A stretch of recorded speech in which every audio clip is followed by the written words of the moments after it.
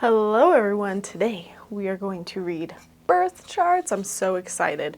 So for today's video, we are talking about how to read birth charts as well as different types of astrology techniques. And really, I'm just helping you get your feet wet so you know where to go next, because the world of astrology is so overwhelming and I have been studying it for the last 4 or 5 years, and it's a lot. So this is actually a series of videos. This is the second video in that series. I am going to link the first one up above in a card, also down below. That video is going to teach you the very basics, and you're gonna need a lot of it for today's video. So welcome if you are new here. My name is Lauren. I'm a psychic medium, animal communicator. I would say I am approaching intermediate level astrologer. I've been taking a lot of courses, and I like to, on my channel, just help people learn about all the different intuitive modalities out there. I will say, granted, astrology is not very intuitive. It's very mathematical, very analytical, but I still like to share it because a lot of people come across it in this community and they want to learn it.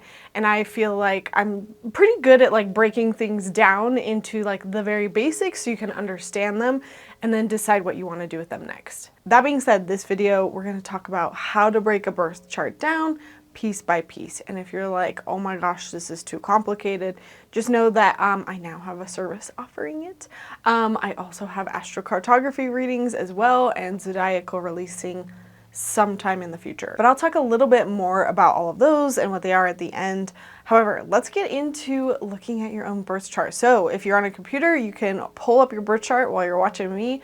You can even just listen to this all the way through, come back to it. I will be showing you birth charts in this video, mostly mine, so that you can follow along, and then maybe you can take notes and look at your own later. I find that that's most helpful. So your birth chart, it looks something like this. This is just like a little wheel that I got printed out at on Etsy, I think. But this is technically my birth chart, and this is what it looks like. Everyone has a birth chart. Everyone was born at a certain time, and this is what the sky looked like above you. And these are where the planets were at the time. This is where the houses and all the signs were above you when you were born. And so it's like a snapshot of where everything was astrologically in the sky at the time of your birth. And it's supposed to reflect a lot of things about you. And from everything I've learned about these charts, it does to a scary amount. And so when you're looking out there for getting a reading on this, you would look for birth chart readings, natal readings, basically anybody that's going to look at your birth chart to tell you a little bit more about your personality, your past, your present, your future. So that being said, you do have to know 3 things in order to get your birth chart. You have to know your date of birth. I feel like most of us probably know that. But you also have to know where you were born, city and state, or again, wherever you're at in the world. You have to know exactly like the city you were born in, and then you have to know the time of birth, which can be difficult because for some of us that are older, we might not have that record, and it really is important that it's almost exact as it can possibly be. So you can always try to go back to the hospital, your parents. It's very important that you like dig around, find your birth certificate, and try to get those exact times. Everyone always says like, don't always trust like what your mom has to say about it. Your mom was going through birth and had a lot of other things on her plate and was probably not remembering the time well. I know when I gave birth twice, I was not aware of the time whatsoever. However, I think it was less than 10 minutes after my daughter was born, I was online checking her birth chart. Now, if you don't have this, what you're going to do is you're going to get your chart rectified. You want to look for somebody that does chart rectification. They're purposely going to kind of work backwards to figure out what your date of birth is and what exactly would be your birth chart. Obviously, I'm not going to talk about this. In today's video, we're going to assume you have all 3 of those things. So let's just look at a basic chart and let's break down what we're seeing because that's the most overwhelming. You're going to see that this looks like a wheel. Again, this is to signify like you being in the center of like your perspective where you were on Earth and everything around you up above. And the first thing you're going to notice is 2 different wheels. You are going to see the inner wheel of this chart, and this represents the 12 houses of astrology. Again, you would have learned about that in the first video that I made. And then the outer wheel is going to determine the signs in your chart. Again, those are the 12 signs of the zodiac, which we learned about in the first video. Now, for those of you who watched my first video, you're going to notice in your chart, and even my chart, which I'm going to pull up and use a lot in this video, is that your first house does not match the first sign of the zodiac, and that can be super confusing. So you would think, oh, the first house, that's Aries, right? So why isn't the very first thing on my wheel, on my chart, Aries, and in number 1? And that's because your signs and your houses do not always match. So that inner wheel and that outer wheel rotate based on the date, the time, the location that you were born. And this is because the signs are based on the day of your birth, whereas the location and the time dictate where the houses are in your chart. Now again, like I mentioned in the last video, if you're super lucky and you are an Aries rising, again, you have like the most perfect easy chart because your first house and Aries, like all the houses and all the signs are going to match up exactly. But again, the majority of us are not that way, and that's totally normal. And that's that first thing that you might notice when looking at your chart, is those things don't match up. Now, the next thing that you're going to notice in your wheel is there's going to be a lot of symbols on the inside of this chart. You might also see little numbers next to them. These symbols are our planets, and you might have recognized that again from the first video. So we're going to get into breaking these down. How do you determine what the heck all of these little symbols mean and how it relates to the signs and the houses that are around them? And let's just start with like basic wording. So you know when you find this, like how do I actually say this? So if I were to ask you, where's Jupiter in your chart? You're going to look for the symbol Jupiter. Now here's mine. So we can see that Jupiter is in my first house. See that inner wheel, how it has the number 1? And it is in the sign of Virgo because of that outer wheel. So you would say that Jupiter is in Virgo in my first house. Or sometimes people will say Jupiter's in the first house in Virgo. So when you're explaining like, you know, where the planets are in your chart, you kind of have to provide both information because again, your signs and your houses do not match up. So it's a little less intimidating now, right? You start with your planets first and then identify the sign and the house, and then that's kind of how you would say it. So moving on, you might have remembered that we talked about our big 3 in the last video. We're finding our sun, moon, and rising sign. Now you can, you've already probably figured this out just by like pulling up your chart without actually looking at a birth chart. But now let's actually like verify that by looking at your chart. So you want to look for the symbols of the sun, the moon, and rising is not actually a sign, it's an angle, it's a line, but that is kind of like what dictates the start of your wheel. It's always going to be that leftmost part of your chart, that leftmost like horizontal line. So for me, we can look at my chart and you can see that my sun is in Pisces over here, and then if you kind of look around, you'll see my moon sign. My moon is down in Scorpio in the 3rd house, and then my rising again is just this leftmost line that's marked ASC. Sometimes they're not even marked, you just kind of have to remember, and that one is in Virgo in my first house, like we talked about. Your first house is always going to be your rising sign, by the way. So cool. So essentially you have this principle here, right? It's actually a lot easier once you understand the terminology. Again, if you're like, whoa, I am so lost right now, go back to the first video where I talk about houses, signs, and planets.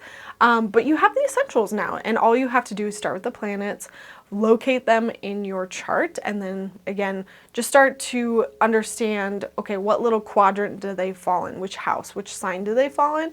And I would just recommend you start by just writing out all your planets. Go through all the planets, sun, moon, Mercury, Venus, Mars, you know, what houses and what signs are they in, and just write them down on a piece of paper just to get flexing of like looking at a chart. Also, an extra little tidbit here, you can know if you were born during the daytime or nighttime based on where the sun is in your chart. So if your sun is on the top half of your chart above the horizon line, or your sun is on the bottom half, dictates whether it's a day or a night chart.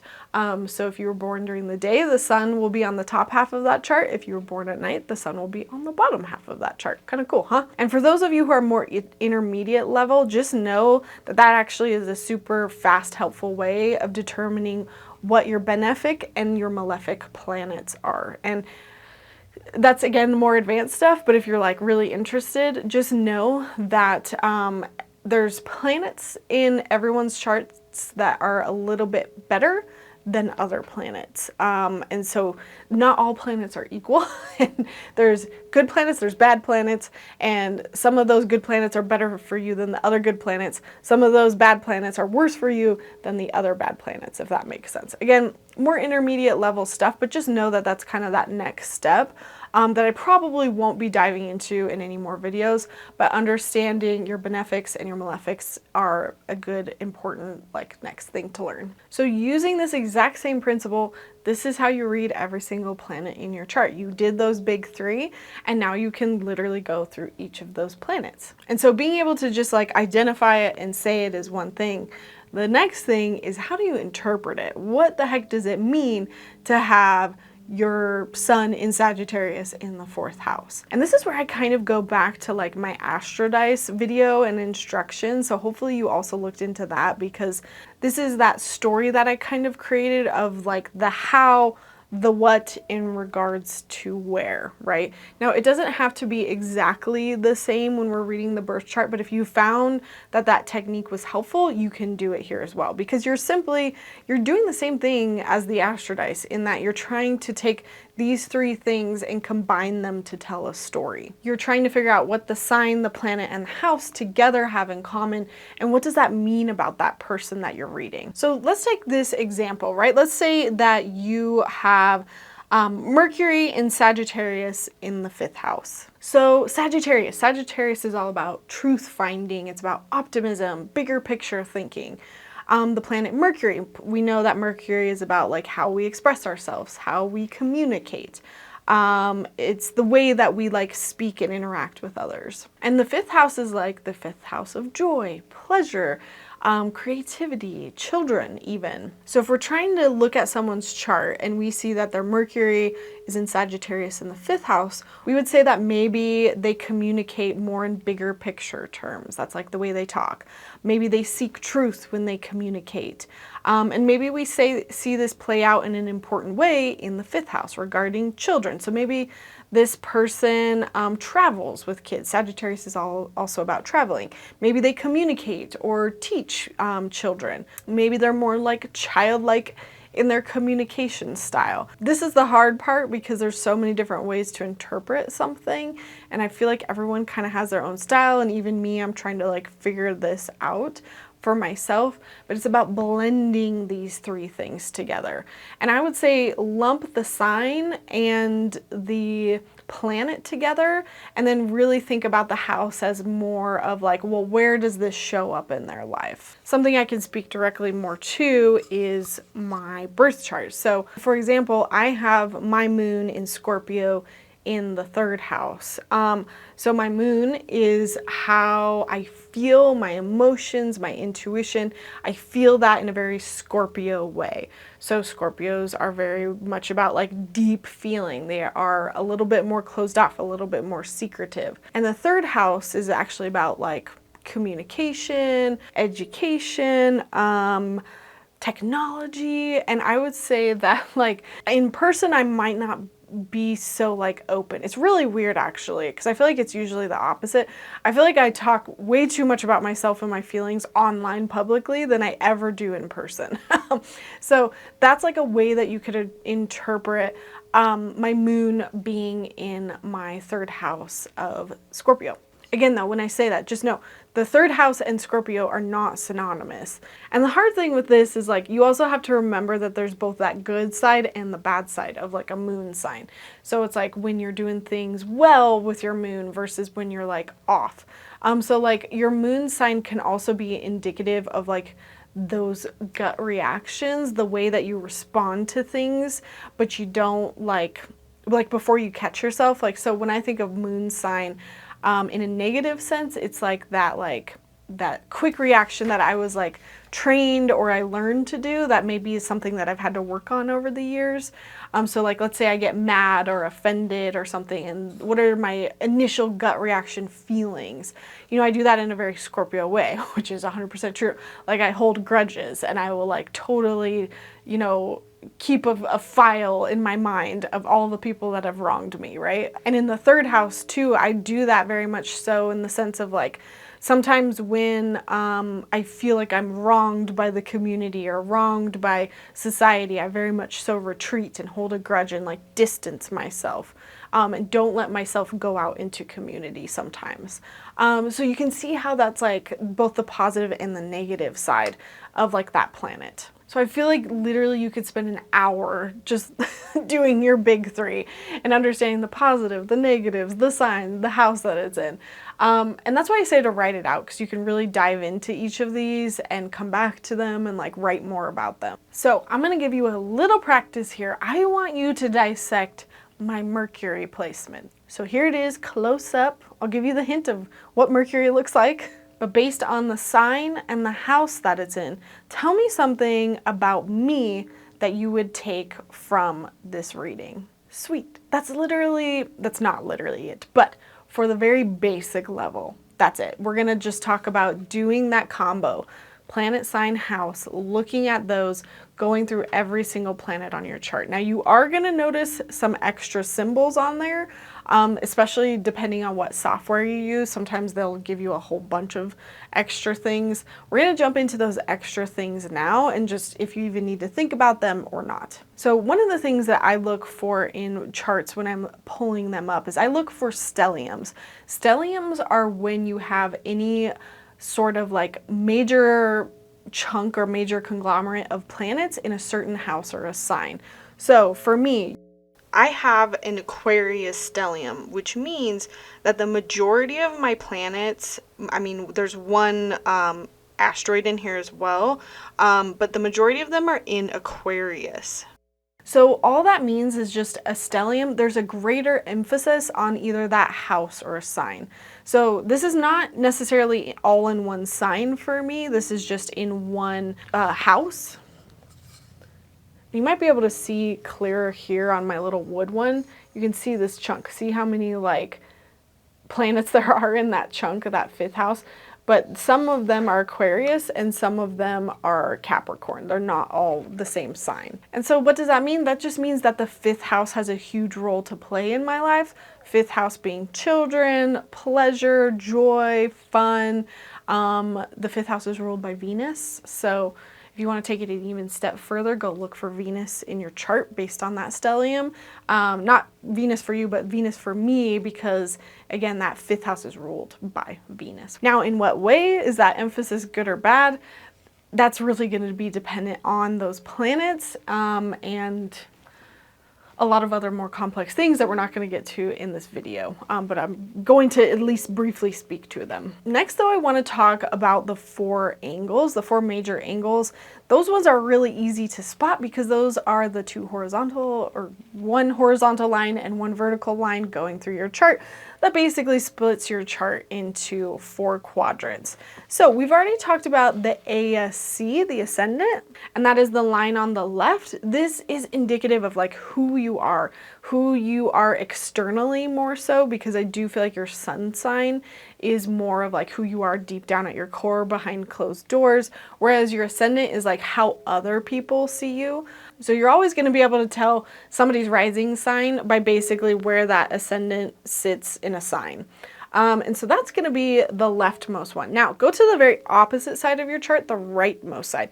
This is like your relationship line. It's like who you are in relationships with others. And so based on where that line is, what sign and what like planets are around that, that's going to tell you about like your love life. Now looking at the vertical line, this is your MC and your IC. The one at the top, that's like your career house. That is like who you are and what you're known for long term. It doesn't always necessarily mean it's like how you make money, but it's more like that long-term legacy that you tend to live.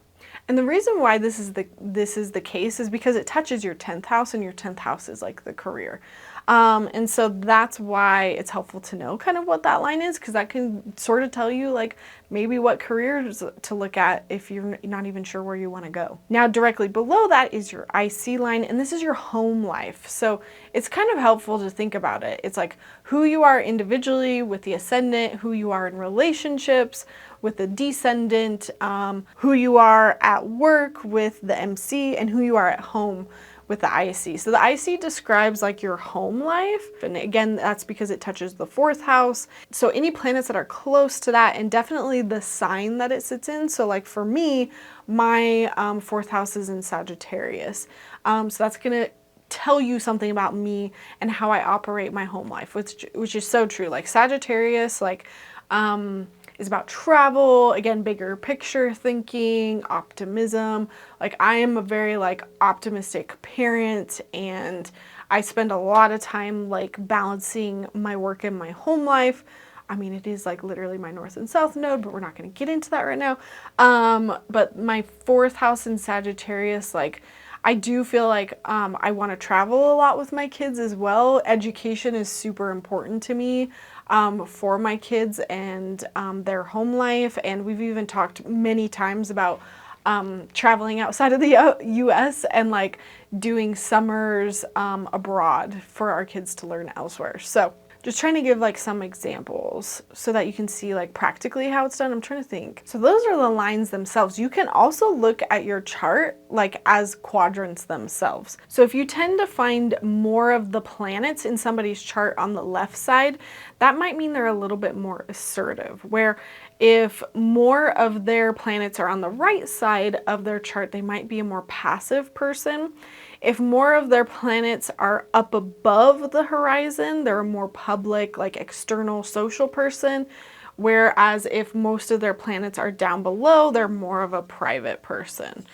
So you can see with mine, like most of my planets just at a glance are kind of down below. So definitely more of that like private energy. I would say I'd have maybe a good mix of being both on the left and the right side, which to me says I'm not super passive, I'm not super assertive.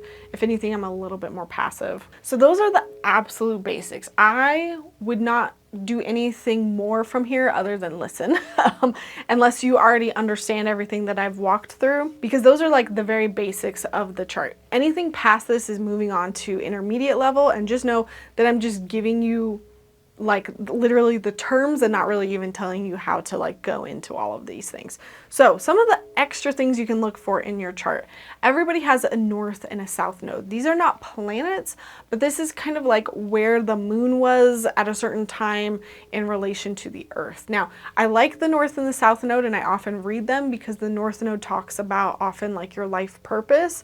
And again, you have to look at where's that north node, what sign, what house is it in. The south node is always going to be the exact opposite on somebody's chart. So again, my north node is in Capricorn and my south node is directly opposite in Cancer. And just know when you pull those up, your north node is kind of like where life would be very awesome, very happy for you. And it's like where you're striving to in this life. Whereas the south node is like where you tend to sit more. It's where you're more comfortable. It's where you don't really want to like get up and move. And so like the goal of your life is not to necessarily move completely towards the north node, but to find like the happy medium in between. How do you balance literally the sign and the house from on this side of your chart and balance the sign and the house on the other side of your chart? It's just another cool thing you can look for. Another thing you can look for is Chiron and Lilith. Those are both like asteroids that show up in everyone's chart. And they just tell you something about yourself. Like Chiron is like your Achilles heel in life. Lilith is like where you're an outcast in life. But it's not all bad. There's like ways to interpret that and basically learn something about yourself. Now this is way more advanced, but like you can also find your lot of fortune, lot of spirit, and lot of eros in your chart. This is like the Zodiacal Releasing that I'm going to offer soon. And this is just, that's actually like a mathematical equation. It's not like planets or asteroids in your chart. It's like using the math within your chart to figure out a certain part of your chart that basically indicates other things.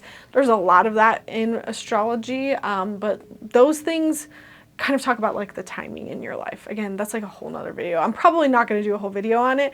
If you're really interested, you can look at that service on my page and I'll explain it more in detail. Now, the next thing that I'm going to talk about is degrees. So next to each of your planets, you might have noticed like a little number. And this basically indicates like where is it within that sign? Is it closer to the next sign? Is it closer to the opposite sign? So like if you look at my Jupiter, right, it's like super close to my ascendant line.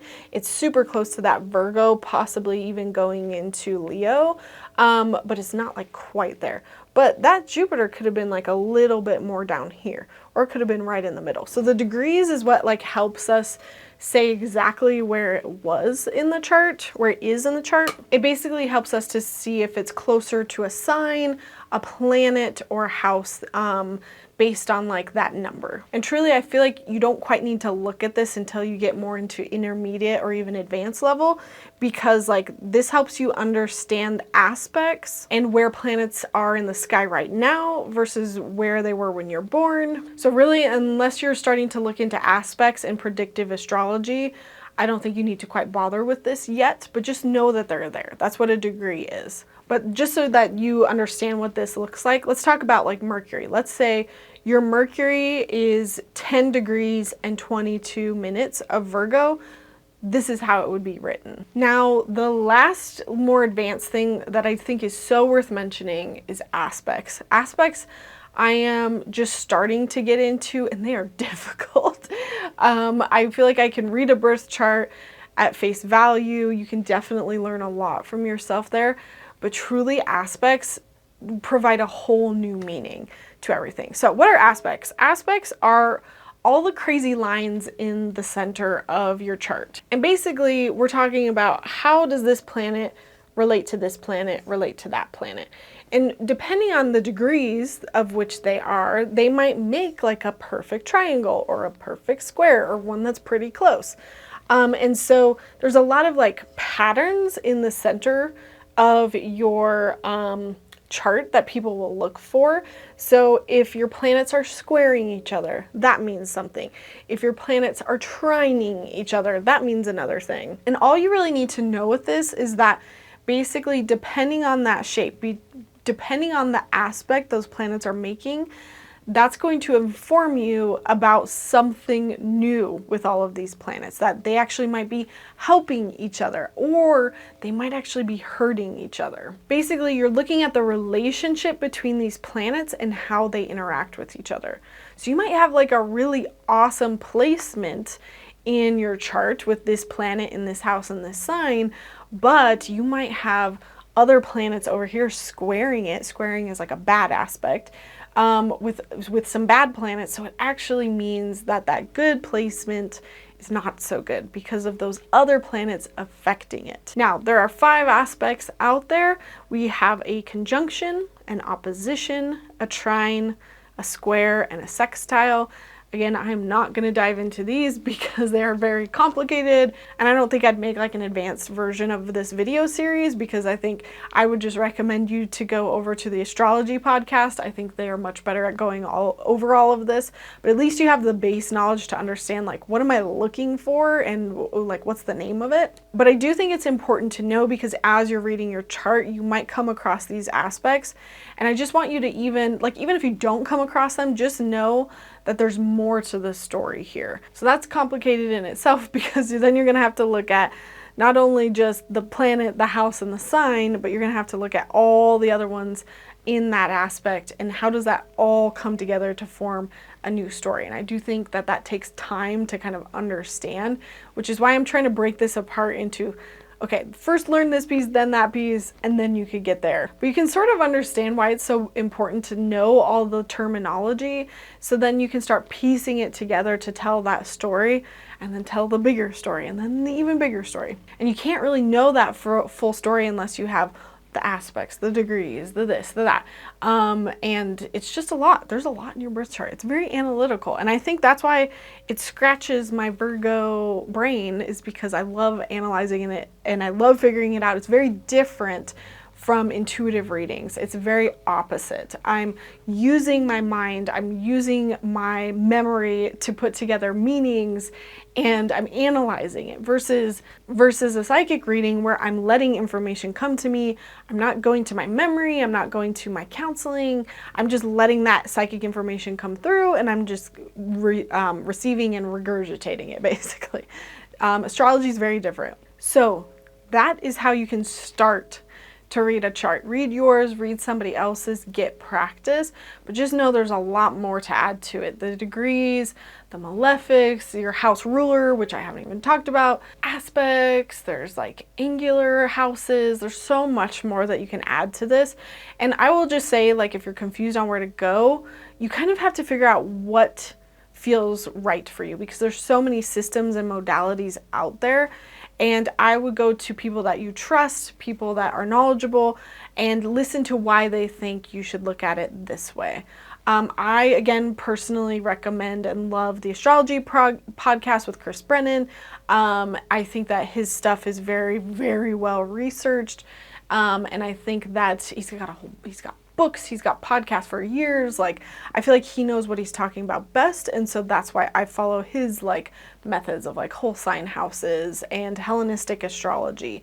But there's a lot of different modalities, people, teachings, and so just know that it's not like one is the best. Everyone has their opinions on which one is the best, so you kind of have to figure out what one feels correct for you. So I would next practice by taking out that list of everything that you wrote out and trying to tell a story. So if your Pisces has Mercury in it and it's in your 4th house, what is that story? You know, force yourself to kind of like write that out and think about it. How would you mesh that together? And that's where I would like take your next steps into reading your chart. And then from here, we're going to go on to like, what's next? What other things can you do with astrology in general? You know, birth charts are just you. That's understanding you and who you are based on the time that you were born. But the planets, they're up there. They're still moving around and they are still doing their thing.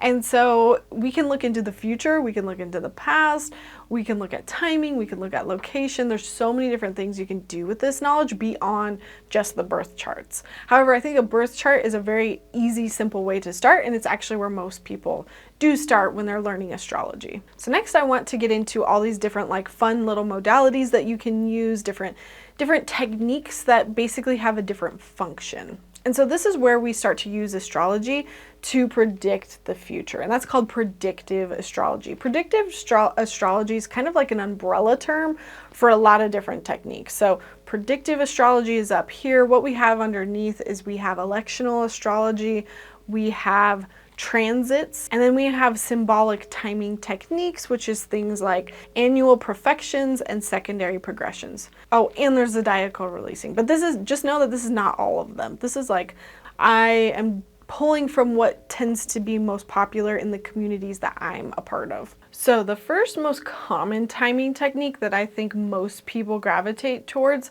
are just transits, learning about transits. And this is about how are the planets in the sky impacting me right now, tomorrow, the next day, the next month.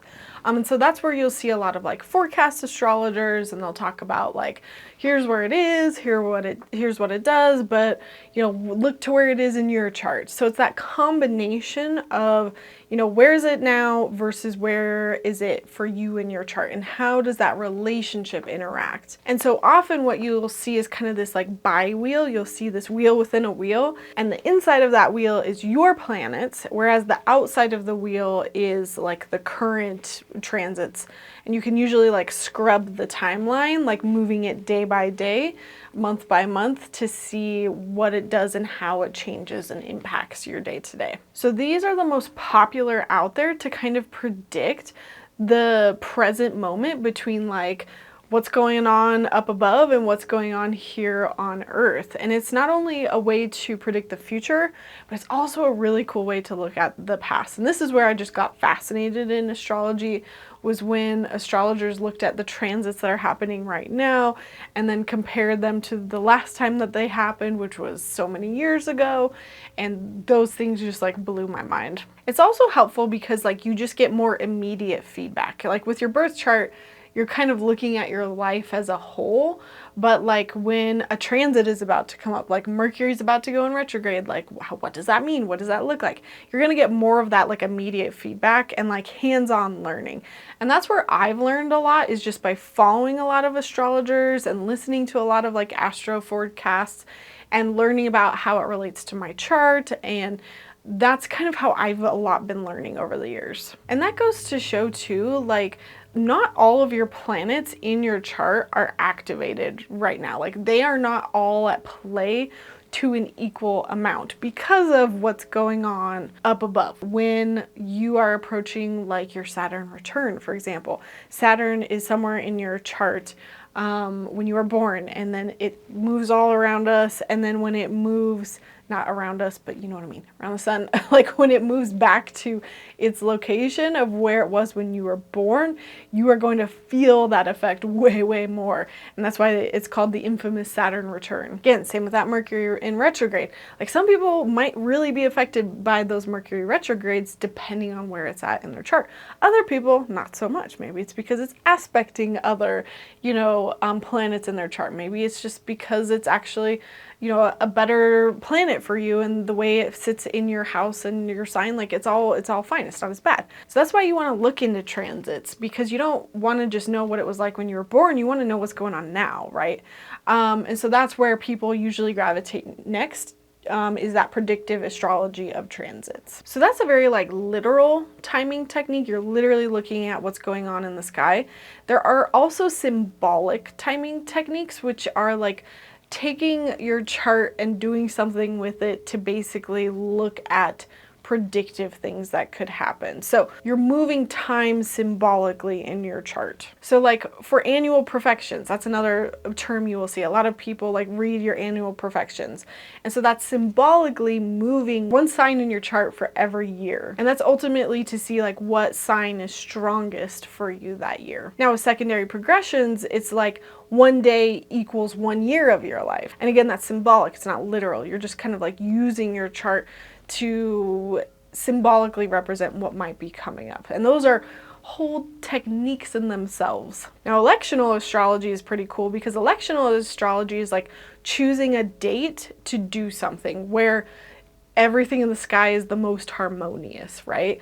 And so a lot of people will actually use electional astrology a lot to make big plans, to start a big company, to choose the date that they're going to get married, to choose the launch of a project, because you want to have it on a day that's like good. Chris Brennan with the Astrology podcast, he does like monthly astro forecasts, and he always provides one date out of the month that's the best for anything. And I want to say lastly, but just know it's not like literally the last thing. There's so many other techniques, but last I want to talk about is Zodiacal Releasing, and that's using a timing technique that's Hellenistic, so meaning it's from the Hellenistic period, one of the older, more well-documented astrology periods, and it's using a Time Lord technique, which is to use that lot of fortune, lot of spirit, lot of eros to like find out the timing of your life. And it literally makes like chapters of your life and what it means, and like if that chapter of your life is going to be bad or good. And it looks backwards, it looks forward,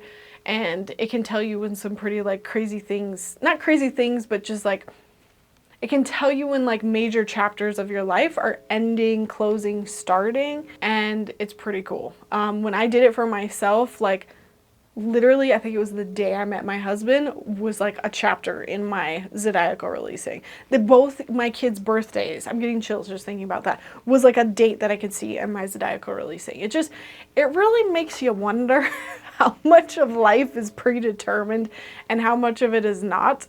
And like side note, that's where this all led me, is like once I really started digging past like the pop astrology of it and really started to understand the techniques, because astrology is like one of those that the deeper you dive, the more accurate it is, whereas like if you start with it, it's less accurate and it makes not as much sense. And that makes sense to me because like, you really can't read these charts just surface level. You have to understand all of the things. And then even then, just understanding the planets above you, it's a science. It's a lot.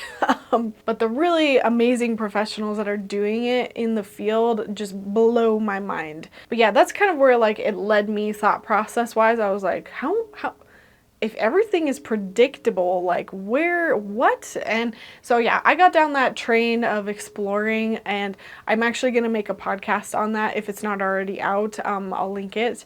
But if you're kind of like, how much of astrology is fated, not fated, destined, I've been thinking about that a lot, and I have some opinions on it that I will put up in that podcast. So those are some of the basic timing techniques. This is not a timing technique, but it can be. I wanted to speak to this because I am offering this service, and I love this. I don't know why, but astrocartography has always interested me, and it's using your birth chart to figure out the most ideal places for you to live, travel, visit in the world. So if you've ever felt like you just do not resonate with the location that you live, you can use astrocartography and relocational astrology to figure out where you could go. Now, you don't just up and move necessarily. You go visit that place, you go travel. Or maybe you love where you're at and you're just like, I want to travel, but I don't know where to go, and maybe I'll hate it, so I don't want to spend the money. Like, you can use astrocartography to find places that might feel awesome to you. But yeah, it basically uses relocated charts along with your birth chart to essentially like map out literally where you should live. It's really cool. So if you're interested in learning that, again, I'll throw those services down below. So I hope that you kind of use the second half of this video to decide where to take things next. You at least have the basic foundations of like listening to either people talk about transits or timing or birth charts to be able to follow along is like my hope. I mean, I focused on birth charts for a long time before I jumped into anything else, and now I'm jumping into more of the intermediate level, and intermediate level is very complicated. I can't even fathom how many years it would take to just really get at that like advanced mastery level. But again, there's amazing creators out there that are doing that. And they're really fascinating to listen to. So I might end this astrology series here as far as like just the basics of reading your chart. But if you want to see anything more, please let me know. If you want just, again, more basics, I have my Asteroids video, I have moon phases video, I have like all of that in a playlist for astrology. Again, if this is all too overwhelming, feel free to reach out and book an astrologer to read your birth chart, to read any of these things. But yeah, I hope this gave you a intro foundational level to be able to just understand and follow along, because that's where I was always so lost for a long time, was just like, where do I start and how do I follow along? And I just wish somebody was out there just being like, here's the order of which you need to learn things to be able to like have a conversation with somebody about this. Also know that on Patreon, I do monthly forecasts for the group. That is both intuitive and astrological. So if that's something you'd be interested in learning about every month, so you know what's coming up, I like to give a good breakdown for that every month. Let me know if you have any questions. Give this video a like if you enjoyed it, and I will see you in my next one. Alrighty, bye.